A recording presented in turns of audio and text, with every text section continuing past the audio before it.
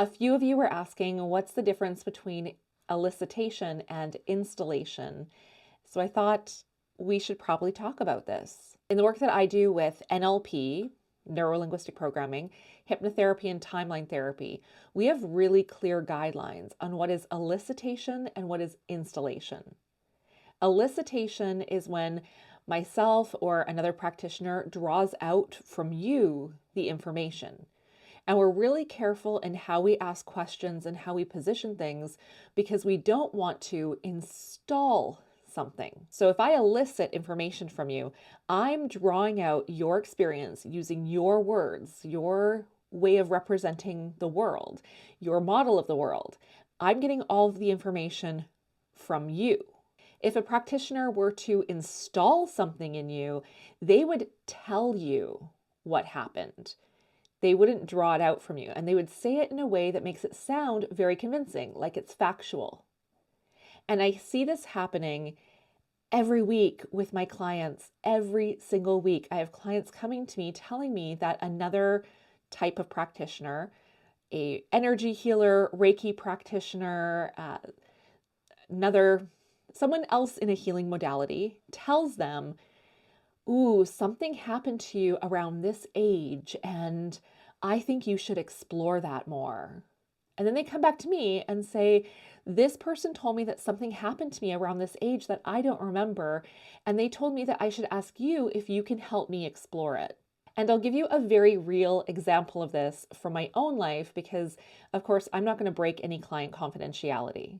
I once went to a Reiki healer, and that's exactly what she said to me. She said, something happened to you around the age of 4. You experienced a trauma with a male relative and you have repressed this information. I said, no, that didn't happen. Now, luckily in my situation, having been trained in NLP and hypnotherapy, I could see what was going on and I protected myself from it. And I said, no, that didn't happen.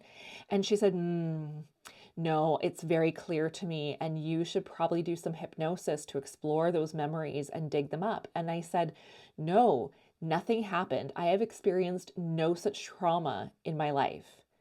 And she was adamant it was there, and I left the session. I never went back to her again. Now, I want to be clear. I think that these practitioners, for the most part, are doing it because they think that they're helping and they really believe what they're saying is correct.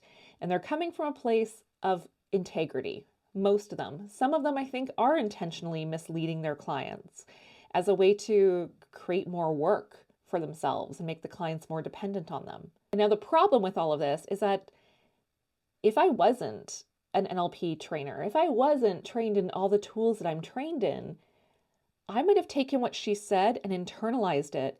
And now I would actually create a memory of something traumatic happening to me, something that didn't actually happen.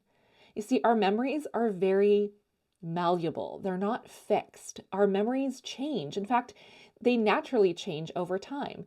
You probably remember events from your childhood differently today than you did maybe 20 years ago.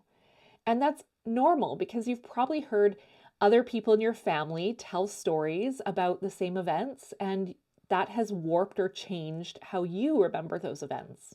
So our memories are not fixed, and memories can be installed in people, and especially if people aren't aware that it's happening.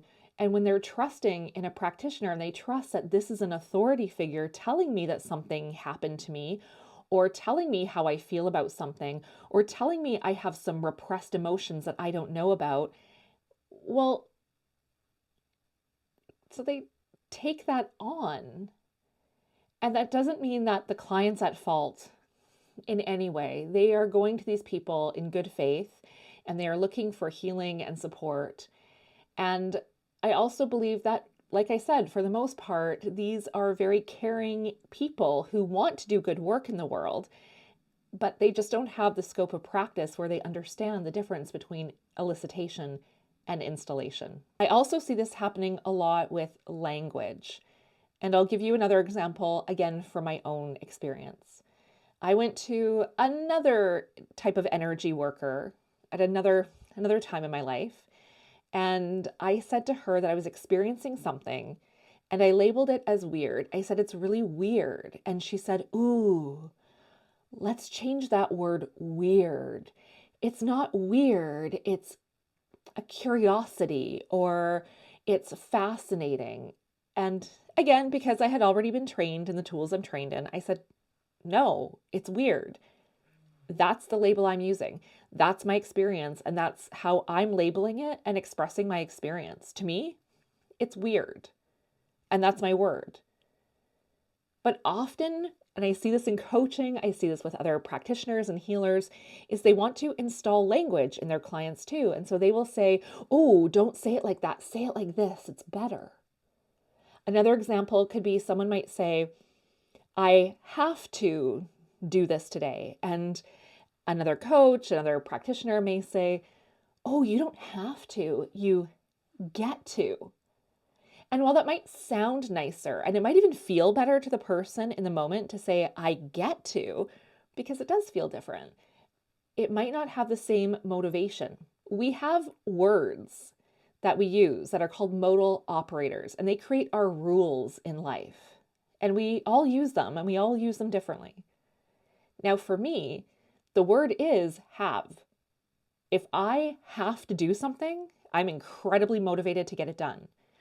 But I've also had coaches and other practitioners from other modalities say to me, oh, no, you get to do it. You get to do it. No, I have to. And if I say I get to, it might, again, feel better in that moment, but I'm not motivated to do it anymore. So, for example, I have to do my bookkeeping. I have to. I legally have to do my bookkeeping. I have to. When I say to myself, okay, I have to do this today, I'm going to get it done. But if I say I get to do my bookkeeping, that might feel nice, but I guarantee I'm not getting it done. So be aware of this when you are working with practitioners of any modality. Be aware that language has power, and the moment someone who's an authority in their field tells you something like something happened to you and they just know it. No, they don't. And we can do another video talking all about repressed memories and how that works in hypnotherapy. I'd be happy to do that. But this video is already getting long, so we'll save that for another conversation. But if you go to someone who says something to you like that, or they start changing your words and telling you to language things differently, those are massive red flags. Again, it doesn't mean that that practitioner has ill intentions or they're a bad person.